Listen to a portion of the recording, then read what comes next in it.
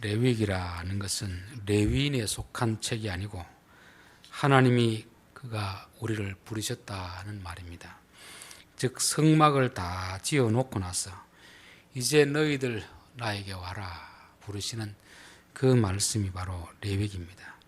즉 성막을 짓는 것은 성막 자체가 중요한 것이 아니고 성막을 통해서 하나님과 우리가 만나기 위해서 부르신 것입니다. 하나님이 엿새 동안 세상을 창조하시고 일곱째 날에 안식하셨다는 말도 그와 같은 말씀입니다.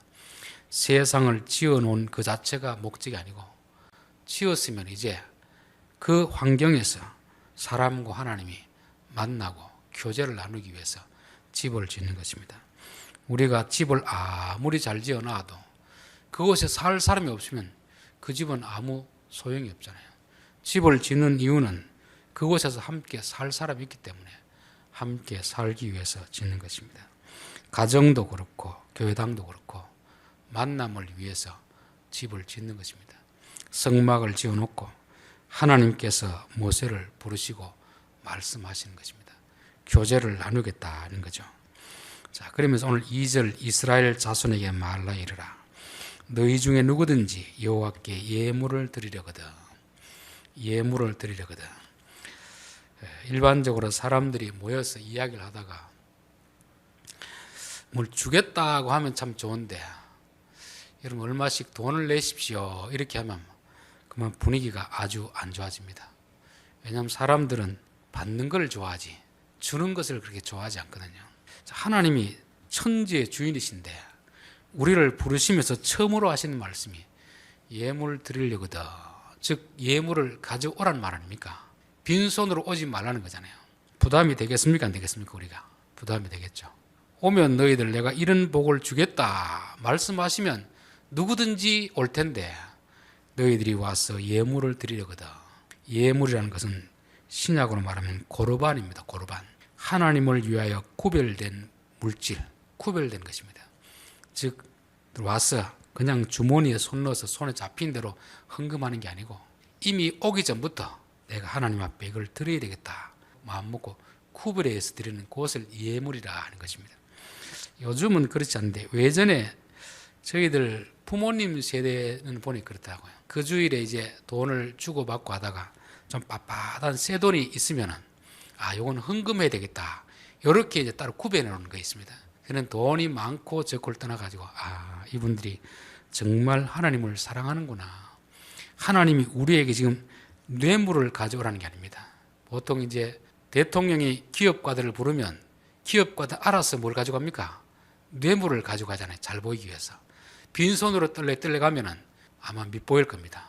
하나님도 그런 식으로 우리를 부를까? 하나님은 그런 식으로 우리를 부르시는 분이 아닙니다. 온 우주 만물의 주인이신 하나님이 우리가 가져가는 그 소 한 마리, 양 한 마리 그게 뭐가 대단하다고 그걸 가지고 오라고 하겠습니까? 하나님이 가지고 오라는 이유는 뭐겠습니까? 우리에게 복을 주시기를 원하시는데 복을 주시기 전에 우리가 복 받을 준비가 되어 있는가, 받을 그릇이 준비되어 있는가, 이거를 테스트하는 것입니다. 저는 예전에 구약 성경은 엘리야와 사렙다 과부 읽으면서 참 분노했던 적이 있습니다. 아방 때 아방이 우상을 섬기고 이러니까 하나님이 그 땅에 3년 기근을 내리겠습니다. 3년 동안 비가 내리지 않으니까 먹을 양식도 없고 정말 백성들이 힘들게 사는 거죠. 그때 하나님이 엘리야를 사렙다에 있는 과부에게로 보냈습니다. 그런데 과부 집에 가니까 이제 밀가루 한 줌 남았는데 그거 먹고 이제 죽으려고 자식하고 그거 먹고 죽으려고 이제 준비하고 있는 것입니다. 그때 엘리야가 가서 뭐라고 합니까? 내게 먼저 좀 대접해라. 내게. 저는 그 장면을 보고서 이 선지자가 이렇게 무리한가 그런 생각이 들었습니다.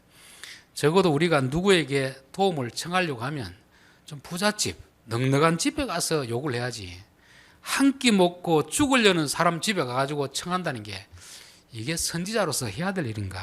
그래서 그때 저는 내가 목사가 되면 절대 이런 무례한 짓은 안 해야 되겠다. 사람이 예의가 있어야지. 좀 성도들 중에 좀 부잣집, 넉넉한 집에 뭔가 욕을 해야지 한 끼 먹고 이제 죽으려고 하는 그 가난한 과렙다 과부의 집에 가가지고 그거 내버려 먼저 대접하라. 제가 그때 믿음의 눈이 뜨이지 않았을 때는 엘리야를 많이 욕했었습니다. 그리고 나는 이런 목사가 되지 않아야지 그렇게 생각했었는데, 하나님이 사렙다 과부에게 엘리사를 보낸 이유가 뭡니까? 내가 그 과부를 불쌍히 여긴다. 그래서 이 가뭄의 시절에 내가 그에게 양식을 주겠다는 마음을 가지고 보낸 것입니다. 즉 복을 주시려고 보내면서 그냥 주시는 게 아니고 이 여자가 복받을 준비가 되어 있는가 안 되어 있는가, 그거를 먼저 테스트하는 것입니다. 하나님이 우리를 부르시는 것은 복을 주시기 위해서 부르시는 것입니다. 우리가 가져가는 그거 받으려고 부른 분이 아닙니다. 그러나 반드시 먼저 우리를 테스트하시는 분이다. 이것을 주었을 때 이 물질이 이 가정에 복이 되겠을 것인가, 그렇지 않을 것인가 테스트하고 하나님께서 복을 주신 것입니다. 여기서도 마찬가지입니다. 예물을 드리려거든, 이 말은 하나님이 우리를 부르시는 것은 우리에게 복을 주시기 위해서 부르는 것이지 뭘 얻기 위해서, 뇌물을 받기 위해서 주시는 분은 아니라는 것입니다. 그러나 그냥 주시지 않고 먼저 테스트하는 것입니다. 이 자들이 복을 받을 준비가 되어 있는가, 믿음의 그릇이 되어 있는가를 보시는 것입니다. 우리 마태복음 7장을 한번 찾아보겠습니다. 마태복음 7장 7절부터 보겠습니다. 구하라 그리하면 너희에게 주실 것이요, 찾으라 그리하면 찾아낼 것이요, 문을 두드리라 그리하면 너희에게 열릴 것이니 구하는 이마다 받을 것이요, 찾는 이는 찾아낼 것이요, 두드리는 이에게는 열릴 것이니라. 예수님이 우리에게 너희들 하나님 앞에 구해라, 필요한 게 있으면 구해라, 찾으라, 문을 두드리라, 그렇게 말씀합니다. 그러면 하나님께서 구하는 자에게 주신다는 거죠. 너희 중에 누가 아들이 떡을 달라고 하는데 돌을 주며 생선을 달라는데 뱀을 줄 사람이 있겠느냐? 너희가 악한 자라도 좋은 것으로 자식에게 줄 알거든 하물며 하늘에 계신 너희 아버지께서 구하는 자에게 좋은 것으로 주시지 않겠느냐? 세상의 부모도, 악한 부모도 자식이 구하는 것은 주는 것이 부모 마음인데 하물며 하나님께서 너희의 구하는 것을 주시지 않겠느냐? 즉 하나님은 우리에게 구하라고 하시고 구하면 주신다고 말씀합니다. 자, 중요한 것은 12절이죠. 그러므로 이 뜻입니까? 앞의 내용을 결론적으로 말씀하는 것입니다. 결론적으로. 그러므로 무엇이든지 남에게 대접을 받고자 하는 대로 너희도 남을 대접하라. 이것이 율법이요 선지자니라. 너희가 하나님 앞에 구해서 받기를 원하느냐?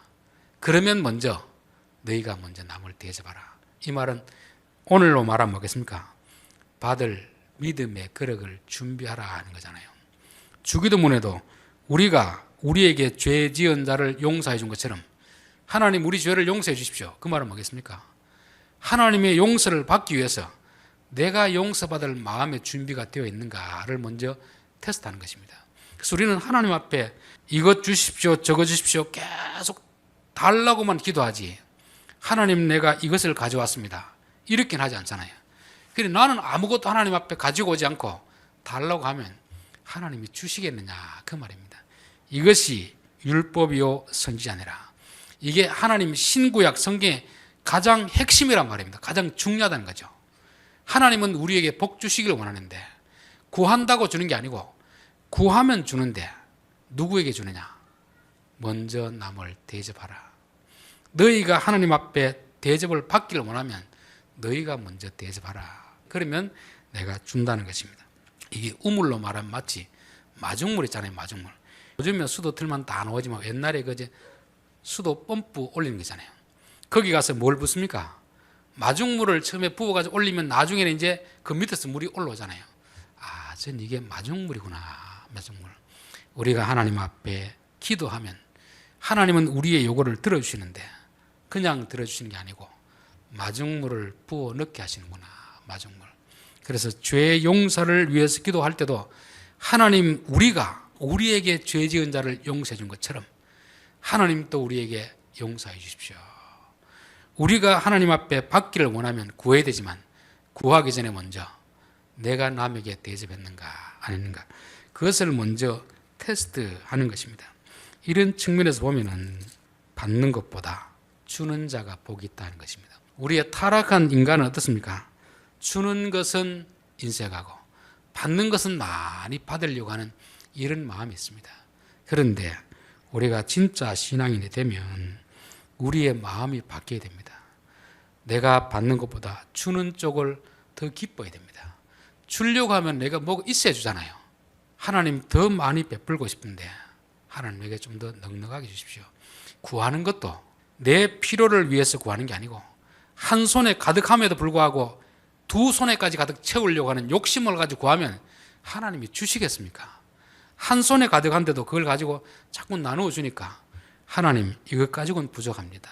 나 혼자 잘 먹으려는 게 아니고 이걸 가지고 좀 도와줘야 되는데, 가난한 자들을 도와줘야 되는데 부족하니까 좀 더 주십시오. 이러면 하나님이 더 주겠습니까? 안 주겠습니까? 더 주겠죠. 예물을 가져오라는 것도 바로 그런 뜻입니다.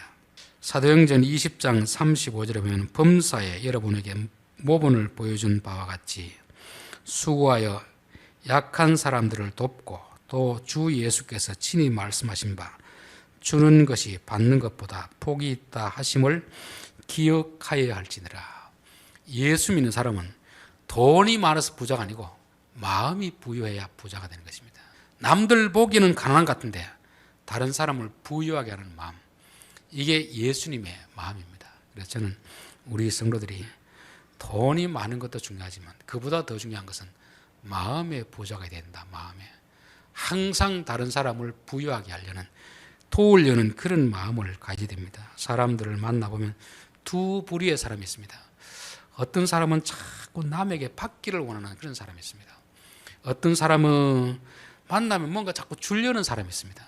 그 사람이 많고 적고를 떠나가지고 그래도 자꾸 뭔가 남에게 주려고 하는 마음이 복된 마음입니다. 자꾸 받으려고 하면 어떻겠습니까? 오늘은 뭘 안 주나 그러면은 솔직히 인간관계가 지속되겠습니까? 깨어지겠습니까? 깨어지겠죠. 사람은 자꾸 달라는 사람은 부담스러워하는 것입니다. 한두 번은 줄 수 있는데 올 때마다 이것 주십시오 저것 주십시오 하면은 부담스러워 서서히 안 만나려고 하는 것입니다. 근데 올 때마다 뭔가 가져와가 주고 이러면은 자꾸 만나게 되잖아요. 저는 사람과 사람과의 이런 관계의 법칙이 하나님과 우리 사이에도 적용되지 않을까, 저는 꼭 적용된다고 합니다. 그래서 하나님이 너희가 내게 예물을 드리려거든. 그래서 우리가 하나님 앞에 와서 하나님 이거 주십시오 저거 주십시오 자꾸 그렇게 하지 마시고, 하나님 지난주에 이렇게 해주셔서 감사합니다. 감사합니다. 너희에게 염려할 것이 있느냐? 뭐라고 했습니까? 감사함으로 하나님 앞에 아뢰라는 말이 뭐죠? 달라고 하기 전에 하나님이 우리에게 주신 것에 대해서 감사하는 것이 하나님 앞에 드리는 거잖아요. 마음으로 드리는 거 아닙니까? 그래서 저는 항상 감사함으로 하나님 앞에 구할 것을 구해야지, 나는 감사하지 않고 하나님은 충분히 주셨음에도 불구하고 그 두 손에 가득하고도 만족하지 못해서 자꾸만 달라고 하면 하나님이 어떻게 줄 수가 있겠습니까? 이 트럭은 실는 양이 정해져 있거든요. 그 이상에 실어버리면 차가 가다가 이게 사고가 납니다. 하나님이 우리의 역량을 따라 믿음의 분량만큼 주는데 우리는 이 믿음의 그릇을 키우려고는 하지 않고 자꾸만 욕심으로 주십시오 이것 주십시오 저것 주십시오 하는 것입니다. 그래서 우리가 무엇을 주십시오 주십시오 하기 전에 하나님이 내게 주신 것을 보면서 하나님 감사합니다. 그래서 잠언 30장 우리가 봤잖아요. 하나님 나로 하여금 가난하게도 마옵시고 부하게도 마옵소서. 너무 가난하면 내가 죄를 지을까 두렵고 너무 부하면 하나님을 잊어버릴까 두렵습니다. 그래서 우리는 한 손에 가득한 것으로 자족하면서 내게 주신 것을 자꾸 남에게 나누며 베푸는 이런 삶을 살아야 하나님께서 우리에게 복을 주시는 것이, 충분히 주었음에도 불구하고 자꾸만 달라고 하는 이거는 거머리의 어떤 그 심리, 거머리의 마음이잖아요. 다오 끝없이 다오 하느니라. 그래서 저는 한국 교회 기도가 바뀌어야 될 것이 이것입니다. 우리는 처음부터 끝까지 30분을 기도하면 처음부터 마지막까지 계속 이거 주십시오 저거 주십시오 하잖아요. 적어도 한 반은 달라는 기도가 아니고 하나님 한 주일 동안 지켜주셔서 감사합니다. 한 주일 동안 이거 주셔서 감사합니다. 건강 주셔서 감사합니다. 오늘 또 새날을 주셔서 감사합니다. 이 감사할 게 얼마나 많습니까? 적어도 감사하고 나서 하나님 요게 좀 부족한데 요것 좀 채워주십시오. 이게 정상적인 기도이지, 어떻게 처음 기도 시작부터 마지막까지 계속 달라는 기도만 하면 하나님이 부담스러워가지고 그 기도를 듣겠습니까? 그래서 성경 우리에게 먼저 예물을 드리려거든 드리려거든. 그렇게 말씀하는 것입니다. 자, 예물을 드리려거든. 요렇게 해라. 요렇게. 자, 예물을 드릴 때에도 내 기준에서 드리는 게 아니고 상대방의 기준에서 드려야 됩니다. 드린다고 다 받는 게 아니거든요. 여러분, 뇌물을 주면 받을까요, 안 받을까요? 뇌물을 주면 안 받습니다. 또 이거 뭐 가지고 왔는데 병 들었는 거, 저는 거, 이런 거 가져오면 하나님 받겠습니까, 안 받겠습니까? 안 받습니다. 사람이 나를 무시하나 그렇게 생각하기 때문에 받지 않는 것입니다. 그래서 우리가 무엇을 드릴 때에도 상대방을 존중하는 마음으로 드려야지, 상대방을 무시하면서 드리면 그것은 오히려 드리지 않는 것이 낫습니다. 여러분, 길거리에 가다가 거지도 있으면 거지도 자존심이 있거든요. 그들에게도 자존심 상하지 않도록 드려야지, 돈 준다고 그냥 깡통 발로 차버리고 그냥 쥐어 던지면 거지도 기분 나빠하는 것입니다. 하물며 하나님이 무엇이 아쉽다고 우리가 드린 걸 준다고 다 받겠습니까? 그래서 말라기 보면 병든 거, 저는 거 좀 가져오지 마라. 병든 거. 너희들 세상에 있는 관원들에게 드려봐라. 그걸 받겠는가? 하물며 하나님 앞에 드리는데 이렇게 성의 없이 드리느냐? 그렇게 드리지 말라는 것입니다. 오히려 흠없는 것을 드리나 하는 것이잖아요. 가인과 아벨 제사도 제사 드린다고 다 받는 게 아니잖아요. 하나님이 받으시는 것이 있고 받지 않는 것이 있습니다. 하나님이 받으시도록 드려야 되는 거죠. 그 말은 상대방의 기준에 맞도록 드려야 되는 것입니다. 상대방에 맞도록. 여기 번제를 드리려거든. 번제는 자기 자신을 다 태워서 희생하는 것입니다. 헌신하는 거죠.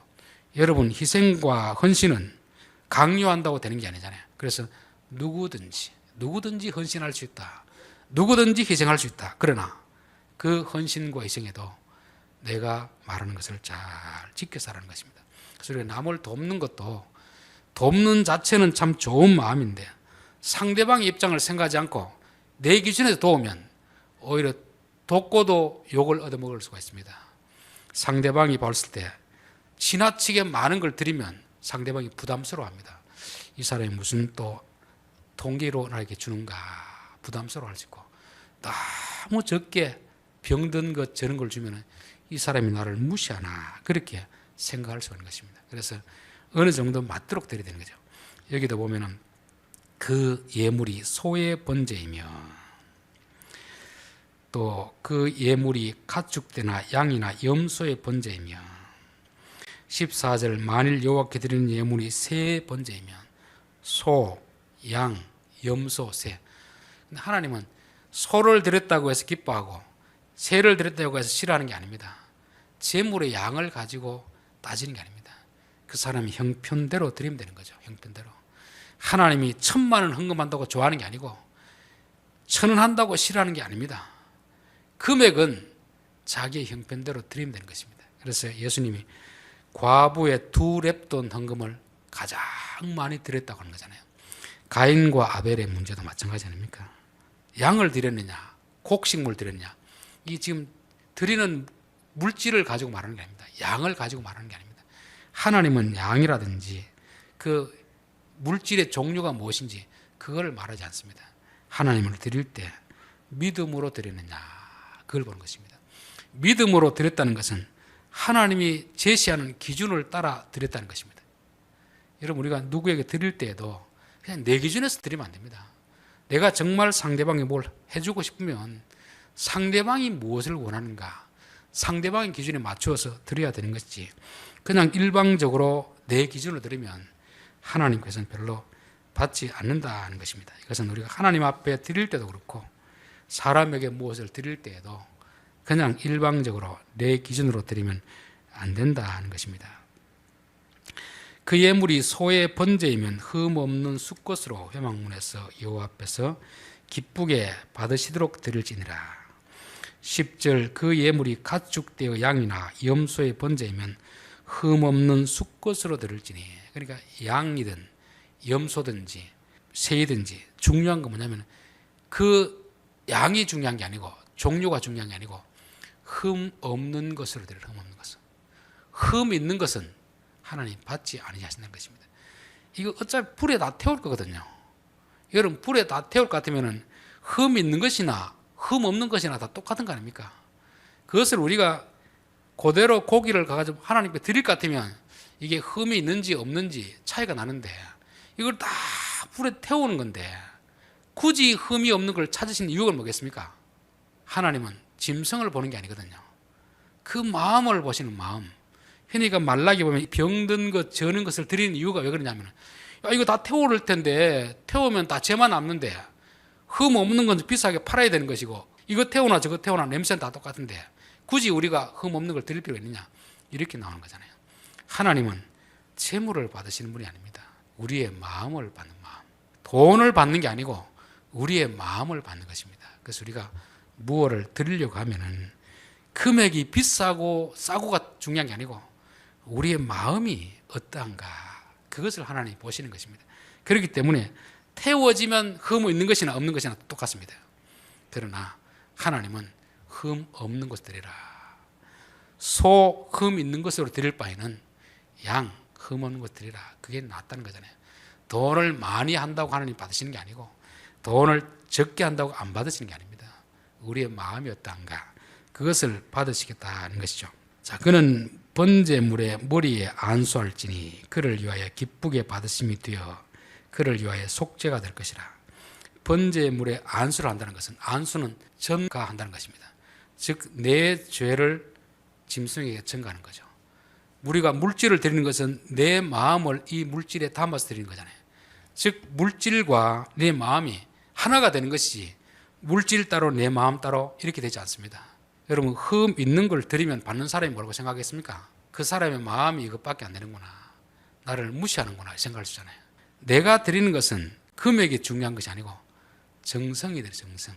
내 마음이 들어있기 때문에 이 안수한다는 것은 이 물질 따로 내 마음 따로가 아니고 이 물질 속에 내 믿음을 담고 내 마음을 담는 것입니다. 그래서 우리가 헌금을 할 때도 작은 금액을 하더라도 하나님 여기에 내 믿음이 담겨 있습니다.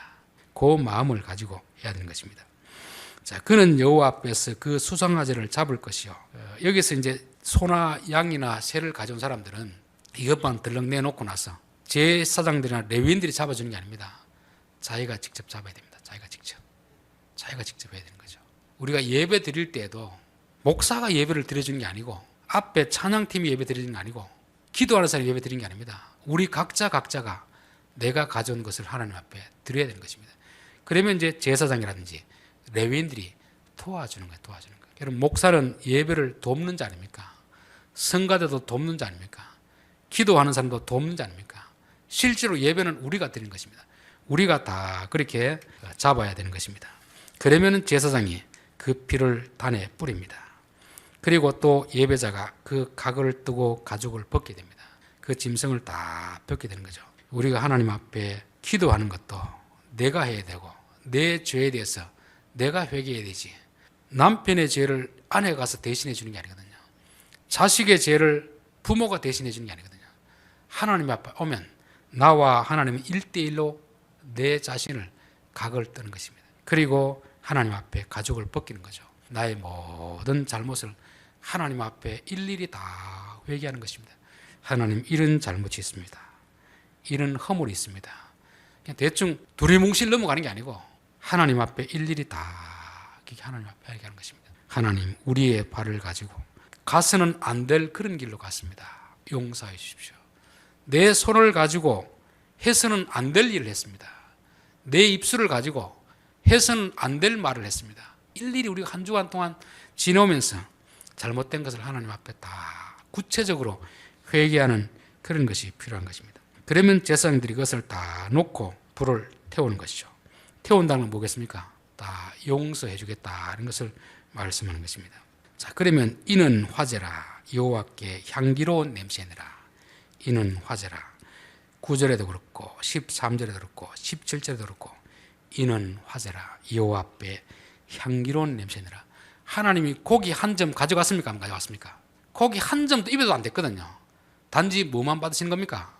연기를 올라가는데 냄새 좋다, 그런 것입니다.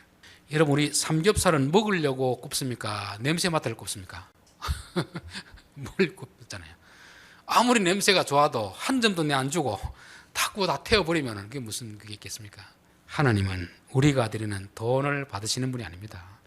여러분 교회 안에 헌금한다고 하나님이 그거 가져갈 것 같습니까? 안 가져갑니다. 그건 다 우리가 다 쓰는 거잖아요. 하나님은 우리의 향기를 받으시는 향기, 우리의 마음의 중심 동기를 받으시는 분입니다. 여러분 우리가 하나님 앞에 드리는 거 하나님이 돈을 받으신 분이 아닙니다. 다 태우고 하나님은 고기 한 점 입에 안 대시고 그 향기를 받으시는 분이거든요. 그 마음을 받는 분입니다. 그래서 저는 우리가 드리는 모든 것들이 하나님이 받으시는 예물이 되도록 향기가 되도록 그렇게 드려야 됩니다. 그렇게 하기 위해서는 우리의 마음이 들어가야 되고 믿음이 들어가야 됩니다. 그래서 기도할 때도 이 기도가 향기가 되어서 하늘나라에 올라가는 향기가 되어야 되잖아요. 그럼 하나님이 받으시는 것입니다. 예배도 마찬가지죠. 그래서 저는 우리의 기도가 하나님이 흠양하시는 기도가 되어야 되지, 하나님이 막 그 냄새 올라오면 아예 싫어하고 그냥 선풍기 바람 불어가 저쪽으로 다 날려버려라 이럴 것 같으면 그 기도가 무슨 의미가 있겠습니까? 하나님은 우리의 마음 중심을 보시는 분입니다. 정말 하나님을 사랑하는 마음으로, 성도를 사랑하는 마음으로 하다 보면 그게 비록 뭐 세라 할지라도 하나님이 왜 이것밖에 안 가져왔나 이렇게 책망하지 않습니다. 그 내 형편에 맞게끔 작은 세를 해도 거기에 믿음이 담겨 있으면 너 참 귀하구나 그렇게 보시고 우리에게 더 큰 복을 주실 줄 믿습니다. 기도하겠습니다.